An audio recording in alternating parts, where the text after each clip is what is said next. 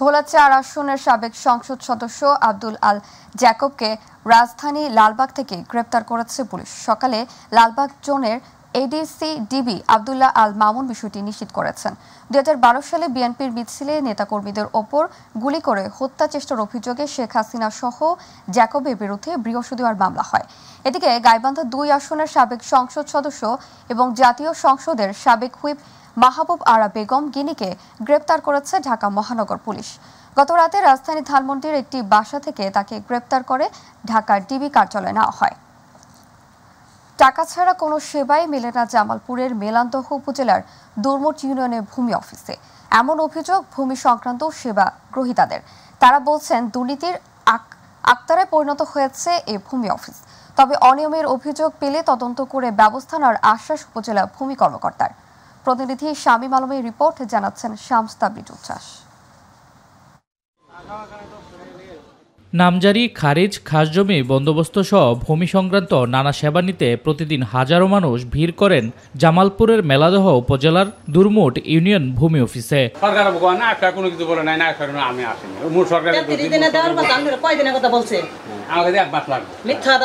তবে সেবার মান নিয়ে রয়েছে বিস্তর অভিযোগ। সেবা গ্রহীতাদের অভিযোগ, অতিরিক্ত টাকা ছাড়া কোনো সেবাই মেলে না এখানে। সরকার নির্ধারিত ফি পরিশোধের পরেও অতিরিক্ত টাকা না দিলে সেবা পেতে মাসের পর মাস ঘুরতে হয় এক টেবিল থেকে আরেক টেবিলে। 30,000 টাকা দিছে, মানে খারিজ 6টা খারিজ দিব, 2 মাস পর পর 2টা খারিজ দিব, 3 মাস মানে 6 মাসে, না 2 মাস পর পর 2টা খারিজ দিব। 6টা খারিজ দিছি, 6 মাসে 6টা খারিজ ক্লিয়ার করে দিব, এটা বলছে। এনকিজও নাই, টেহাও নাই, অনলাইনে কাগজপাতি করে দিছি 6টা দলিল। আমার খারিজ কাটি দিব কইছে যে 6 মাসের মধ্যে খারিজের কাগজ যাব। 6 মাস ছাড়ি 18টা মাস হয়ে যাইতেছে। এই যে পাক পাতা আছে খালি করলে 1 সপ্তাহ, এই আরেক সপ্তাহ এব করি করে আঙ্গুরে এই 16 মাস ধরে ঘুরাইতেছে। আই রিটার্ন যা বলে যে নাই সিএস, নাই পসরা, নাই কোনো কিছু, তাহলে নাই এই অফিস দিছে কিসের জন্য সরকার? সবার জন্য তো সহযোগিতা যাও, মানুষ আসবো পাবো, এটাই তো আশা করা। কিন্তু এখানে আসলেই অফিসারের না করে। আমার আজকে কতদিন ধরে মানে ঘুরে গেছে, আচ্ছা 16 মাস ধরে দিয়ে গেছি। খারিজে কাগজও দেয় না, টেহাও দেয় না, হ্যাঁ খারিজও নেই। এসব অভিযোগ অস্বীকার করেছেন সংশ্লিষ্ট ভূমি অফিসের কর্মকর্তা আলাল উদ্দিন। খারিজের ফিস, নির্ধারিত ফিস অনলাইনে আবেদন করে ওখান থেকে নেয়। যোগদান করা ভর্তি গিয়ে সরকারি নিয়মে চলতেছে, কোনো অনিয়ম নেই। আর এখানে কেসলেস অফিস, এখানে একটা নেলদান নিষিদ্ধ। তবে সুনির্দিষ্ট অভিযোগ পেলে তদন্ত করে ব্যবস্থা নেওয়ার কথা জানালেন সহকারী কমিশনার ভূমি কর্মকর্তা। আমি উক্ত উপজেলায় জয়েন করেছি প্রায় 3.5 মাস। এই সময়ে আমি শতভাগ চেষ্টা করেছি ভূমি ব্যবস্থায় স্বচ্ছতা আনার জন্য। তারপরে যদি কোনো ধরনের অনাকাঙ্ক্ষিত ঘটনা ঘটে, সেক্ষেত্রে কারো অভিযোগের প্রেক্ষিতে অবশ্যই আমরা ব্যবস্থা গ্রহণ করব এবং আমাদের ঊর্ধ্বতন কর্মকর্তাকে এই বিষয়ে জানানো হবে। মানুষের দুর্ভোগের বিষয়টি বিবেচনা করে কর্তৃপক্ষ অবিলম্বে দুর্মুট ইউনিয়ন ভূমি অফিসে শৃঙ্খলা ফিরিয়ে আনতে উদ্যোগ নেবে, এমনটাই প্রত্যাশা স্থানীয়দের। শামস তাবরিজ উচ্ছ্বাস, মাই টিভি নিউজ ডেস্ক।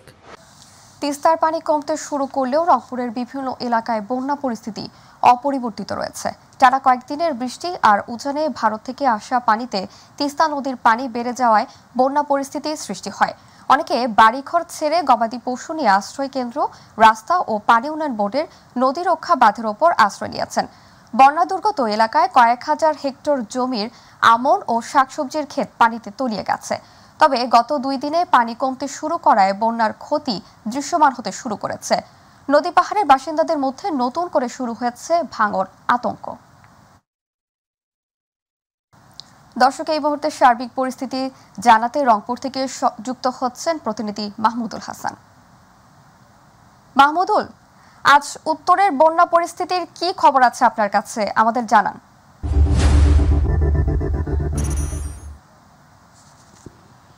জি শাওন, আপনাকে বলে রাখি যে আসলে উত্তরের যে বন্যা, সেই বন্যা পরিস্থিতি কিন্তু একেবারে উন্নতির দিকে। এবং আপনাকে জানিয়ে রাখি যে গত 2 থেকে 3 দিন ধরে কিন্তু আসলে এই বন্যা কবলিত, অর্থাৎ বিশেষ করে তিস্তায় এই যে টানা কয়েকদিনের যে বৃষ্টি এবং উজানের ঢলের কারণে তিস্তা, ধরলা, দুধকুমার এবং করতোয়া নদীর পানি বৃদ্ধি পেয়েছিল। সেই কারণে কিন্তু আমরা দেখেছি যে নিম্নাঞ্চলগুলো কিন্তু একেবারে প্লাবিত হয়েছিল। এবং সেখানে আপনাকে জানিয়ে রাখি যে তিস্তা চর থেকে শুরু করে অন্যান্য যে নদ নদীর চরগুলো রয়েছে, বিশেষ করে দুধকুমার, ধরলা এবং কুড়িগ্রাম চট্টগ্রাম, গাইবান্ধা সহ লালমনিরহাট অর্থাৎ উত্তর অঞ্চলের বেশ কটি জেলায় কিন্তু আপনারা দেখেছি যে নিম্নাঞ্চলগুলো একেবারে প্লাবিত এবং সেখানে চরে সাধারণ কৃষকরা কিন্তু তাদের যে স্বপ্নের ফসল শীতকালীন আগাম সবজি থেকে শুরু করে পটল, মরিচ এবং ফুলকপি, পাতাকপি থেকে শুরু করে আসলে সারা বছর যে যোগান অর্থাৎ উত্তর অঞ্চলের এই খাদ্যশস্য কিন্তু আসলে সবজি ঢাকা সহ সারা দেশেই কিন্তু এই উত্তর অঞ্চলের মানুষ কিন্তু সরবরাহ করে থাকে। তবে এই যে প্রত্যেক বছরে কিন্তু আসলে 3 থেকে 4 বার এই যে বন্যার ধকলের কারণে আসলে এই সাধারণ কৃষকরা কিন্তু এখানে ব্যাপক ক্ষতিসাধিত হয় এবং অর্থনীতিতে কিন্তু কৃষির যে অর্থনীতিতে ব্যাপক একটি কিন্তু যে ক্ষতি সেটি কিন্তু পড়ে। এবং আপনাকে জানিয়ে রাখি যে আমি আসলে এখানকার একজন কৃষকের সাথে কথা বলতে চাই যে আসলে এখানে এই যে বন্যার পানিতে আপনাদের কি কি ধরনের জিনিস ক্ষতি হয়েছে এবং কি কি ধরনের জিনিস এখনো পানির নিচে রয়েছে? আমাদের এখানে সবচেয়ে বেশি যে শীতকালীন যে মরিচটা ছিল, এই মরিচটা আমরা বয়াছিলাম, এই মরিচটা নিম্ন করে মাটি পানির তলে গিয়েছে এবং এই যে আমন ধান যেটা বলে, আমন ধানও বিঘাকে বিঘা তলিয়ে গিয়েছে। তারপরে নাউ, তারপরে আপনার পাতাকপি, ফুলকপি, পটল, আলু, এই আলু চাষ করে সেই জমি সমস্তগুলো পানির তলে তলিয়ে গিয়েছে। কৃষক এটা নিয়ে এখন কিভাবে আবার এই বীজগুলা অর্পণ করবে এটা নিয়ে হতাশ হয়ে পড়ে আছে। ধন্যবাদ। জি, যেমনটা শুনছিলেন যে এই যে কৃষক বলছিলেন যে তার যে স্বপ্নের যে ফসল সেটি কিন্তু এখনো পানির নিচে তলিয়েছে। তবে কিছু কিছু জায়গায় আমরা দেখেছি যেহেতু পানি অনেকটাই কমে গিয়েছে এবং তিস্তার যে ডালিয়া যে ব্যারেজ পয়েন্ট সেখানে কিন্তু 55 সেন্টিমিটার নিচ দিয়ে পানি প্রবাহিত হচ্ছে এবং কাউনিয়া পয়েন্টে সেখানে 36 সেন্টিমিটার নিচ দিয়ে কিন্তু পানি প্রবাহিত হচ্ছে। তবে বন্যার যে পানি সেটি কিন্তু বসতবাড়ি থেকেও চলে গিয়েছে এবং সেখানে এখনো কিন্তু অনেক নিচু জায়গাগুলো এখনো প্লাবিত রয়েছে। সেখানে যে এই যে কৃষকদের যে রবি শস্য এবং বিশেষ করে যে শীতকালীন যে সবজি সেগুলো পানির নিচে এখনো রয়েছে এবং অনেক আমন ধান কিন্তু আসলে এখনো পানি কিন্তু যে হতাশা এবং তাদের যে দুঃখ দুর্দশা আগামীর বছরগুলো কিভাবে তারা পাড়ি দিবে। তবে উত্তরের মানুষ কিন্তু আসলে ত্রাণ চায় না, তারা চায় যে দ্রুত যে তিস্তার যে মহাপরিকল্পনা সেটি যেন বাস্তবায়ন করা হয় এবং নদী শাসন এবং নদী খনন সেটি যেন আসলে উত্তরাঞ্চলে, যেহেতু প্রত্যেকবার এই যে বন্যার সময় যে তারা যে আসলে এই যে উত্তরাঞ্চলে নানা কারণে কিন্তু উন্নয়ন থেকে বঞ্চিত এবং নানা কারণে কিন্তু বৈষম্যের শিকার, এই বৈষম্য কিন্তু উত্তরাঞ্চলের মানুষ চায় না। খুব দ্রুতই উত্তরাঞ্চলের যে নদ নদীগুলো আছে সেগুলোতে যেন খনন সহ যে তিস্তা মহাপরিকল্পনা বাস্তবায়ন সেটি যেন করা হয়, এমনটাই দাবি কিন্তু উত্তরাঞ্চলের মানুষের। এই ছিল শাওন, রংপুর থেকে। মাহমুদুল, আপনাকে ধন্যবাদ। দর্শক, রংপুর থেকে বন্যার সর্বশেষ খবর জানাচ্ছিলেন প্রতিনিধি মাহমুদুল হাসান।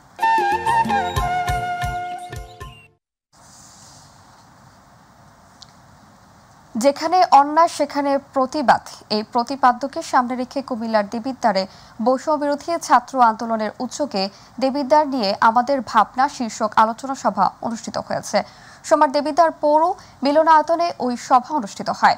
সভায় মাদক, দুর্নীতি, লুটপাট, জবরদখল, গোমতীর অবৈধ মাটি উত্তোলন, ফুটপাত দখল করে অবৈধ স্থাপনা নির্মাণ সহ বিভিন্ন অসঙ্গতি তুলে ধরে আলোচনা করা হয়েছে। এ সময় বৈষম্য বিরোধী ছাত্র আন্দোলনের নেতৃবৃন্দের পক্ষ থেকে এসব অসঙ্গতি দূর করতে প্রশাসন ও রাজনৈতিক নেতৃবৃন্দ সহ সকল শ্রেণী পেশার মানুষের সচেতনতা ও সহযোগিতা কামনা করেন। বাংলাদেশের জাতীয়তাবাদী যুবদল সভাপতি আব্দুল মোনায়েম মুন্না বলেছেন, দলে কোনো ধরনের সুযোগ সন্ধানীরা যাতে অনুপ্রবেশ করতে না পারে সেদিকে সজাগ দৃষ্টি রাখা হচ্ছে। কেউ যদি সংগঠন বহির্ভূত কোনো কাজে লিপ্ত হয় তার বিরুদ্ধে সাংগঠনিক ব্যবস্থা নেওয়া হচ্ছে। কেউ অন্যায় করলে তাকে ছাড় দেওয়ার কোনো সুযোগ নেই। বরিশাল নগরের শিল্পকলা একাডেমি সাম্য ও মানবিক সমাজ বিনির্মাণে দিক নির্দেশনামূলক ছাত্র যুবদল ও স্বেচ্ছাসেবক দলের সাথে যৌথ কর্মী সভার এসব বলেন তিনি।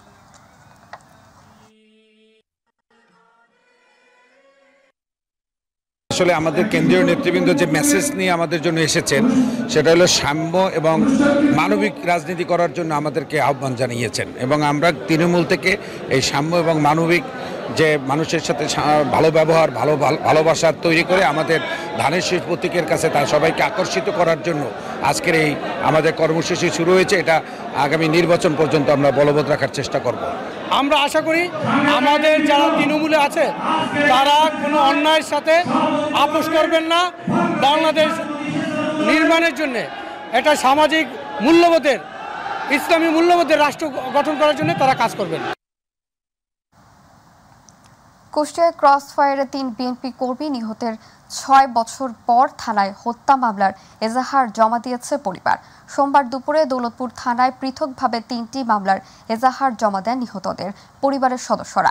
একটি মামলায় কুষ্টিয়ার সাবেক পুলিশ সুপার তানভীর আরাফাত সহ কয়েকজন পুলিশ কর্মকর্তাকে আসামি করা হয়েছে। এ সময় মামলার বাদীদের সাথে দৌলতপুর উপজেলা বিএনপির সভাপতি ও সাবেক সংসদ সদস্য রেজা আহমেদ বাচ্চু সহ বিএনপির বিভিন্ন পর্যায়ের নেতারা উপস্থিত ছিলেন।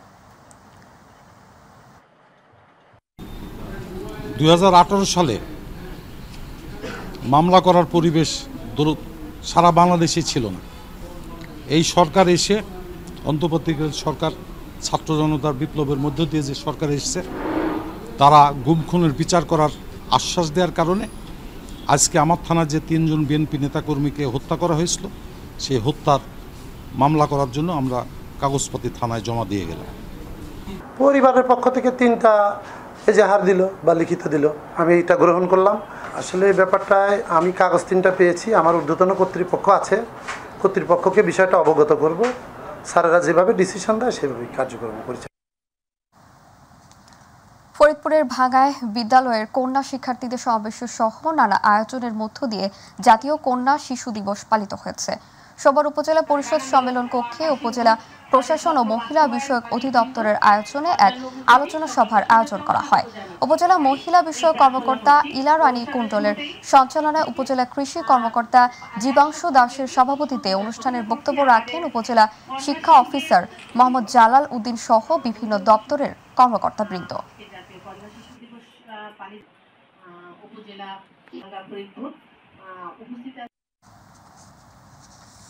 সাতক্ষীরায় 3টি চোরাই মোটরসাইকেল সহ আন্তঃজেলা চোর চক্রের 3 সদস্যকে গ্রেপ্তার করেছে ডিবি পুলিশ। সাতক্ষীরা শহরের বিভিন্ন স্থানে অভিযান চালিয়ে তাদেরকে গ্রেপ্তার করা হয়। এ সময় তাদের কাছ থেকে 3টি নাম্বারবিহীন চোরাই মোটরসাইকেল উদ্ধার করে পুলিশ। সোমবার সাতক্ষীরা পুলিশ সুপারের হলরুমে এক প্রেস ব্রিফিংয়ে অতিরিক্ত পুলিশ সুপার আমিনুর রহমান এসব তথ্য জানান। এ সময় তিনি বলেন, গ্রেপ্তারকৃত ডাকাত দলের সর্দার ইয়ার আলীর বিরুদ্ধে হত্যা, অস্ত্র, ডাকাতি, চুরি, দস্যুতা সহ 17টি মামলা রয়েছে।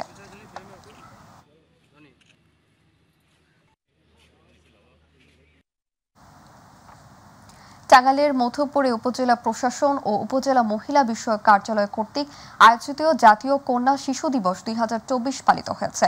সোমবার মধুপুর উপজেলা প্রশাসন ও উপজেলা মহিলা বিষয়ক কার্যালয়ের আয়োজনে উপজেলা পরিষদ হলরুমে জাতীয় কন্যা শিশু দিবস পালনে আলোচনা সভা ও সাংস্কৃতিক অনুষ্ঠান অনুষ্ঠিত হয়েছে।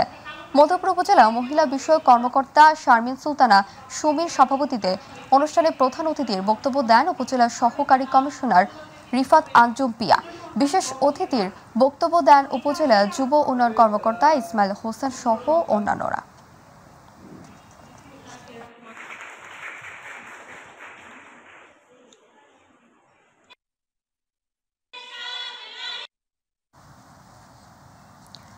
লক্ষ্মীপুর জেলার নবাগত জেলা প্রশাসকের সাথে রায়পুর উপজেলার সকল সরকারি কর্মকর্তা কর্মচারী ও রাজনৈতিক নেতা ও বিশিষ্টজনদের সাথে মতবিনিময় সভা অনুষ্ঠিত হয়েছে।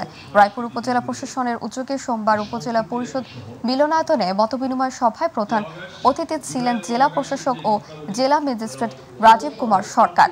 উপজেলা নির্বাহী অফিসার ও উপজেলা প্রশাসক মোহাম্মদ ইমরান খানের সভাপতিত্বে এ সময় আরও উপস্থিত ছিলেন অতিরিক্ত জেলা প্রশাসক ও রায়পুর পৌর প্রশাসক পদ্মাসন সিংহ সহ বিভিন্ন দপ্তরের কর্মকর্তা ও বিভিন্ন শিক্ষা প্রতিষ্ঠানের প্রধানগণ।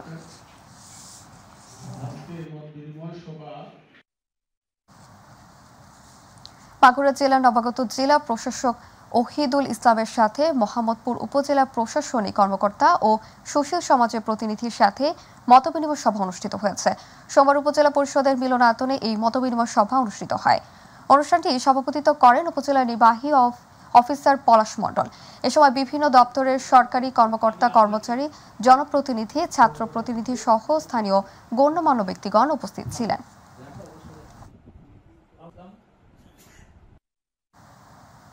গাজীপুরের কালিয়াকৈরে এক পার্কের বিরুদ্ধে জমি দখলের অভিযোগ উঠেছে। জমি রক্ষায় মানববন্ধন ভুক্তভোগী পরিবার সহ এলাকাবাসী। সকালে উপজেলার ফুলবাড়িয়া ইউনিয়নের বান্দাবাড়ি এলাকায় ঢাকার রিসোর্ট পার্কের মূল ফটকের সামনে আঞ্চলিক সড়কে ভুক্তভোগী পরিবার ও এলাকাবাসী মানববন্ধন করেন। এ সময় বক্তব্য রাখেন মতিউর রহমান, ভুক্তভোগী রূপবান হালিম শিকদার, লিটন শিকদার সহ এলাকার গণ্যমান্য ব্যক্তিবর্গ।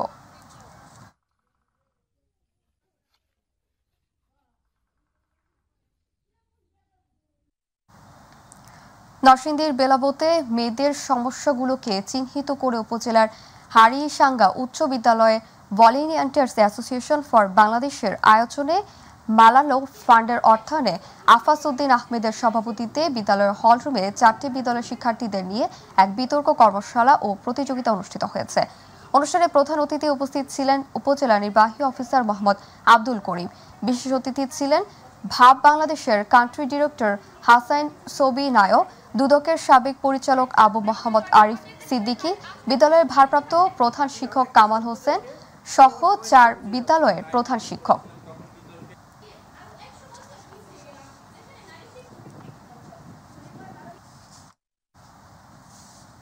গাজীপুরের টঙ্গী এরশাদনগরে প্রকাশিত সংবাদের প্রতিবাদ জানিয়ে সংবাদ সম্মেলনে করেছেন যুবদল নেতা কামরুল ইসলাম। সোমবার স্থানীয় বিএনপির দলীয় কার্যালয়ে আয়োজিত সংবাদ সম্মেলনে তিনি তার লিখিত বক্তব্যে অভিযোগ করে বলেন, আওয়ামী সন্ত্রাসীরা এলাকায় এখনো মাদক ও ত্রাসের রাজত্ব কায়েমের অপচেষ্টায় লিপ্ত আছে। বসবাসরত মানুষের দীর্ঘদিনের চাওয়া মাদকমুক্ত সমাজ ব্যবস্থা। এরশাদনগরে সন্ত্রাস ও মাদকমুক্ত ঘোষণা করায় স্বার্থান্বেষী মহল আমরা ভাবমূর্তি ক্ষুণ্ণ করার জন্য নানা প্রকার অপপ্রচার ও প্রাণনাশের হুমকি দিয়ে যাচ্ছে প্রতিনিয়ত। এ সময় বিভিন্ন প্রিন্ট ও ইলেকট্রনিক মিডিয়ার সাংবাদিকগণ উপস্থিত ছিলেন।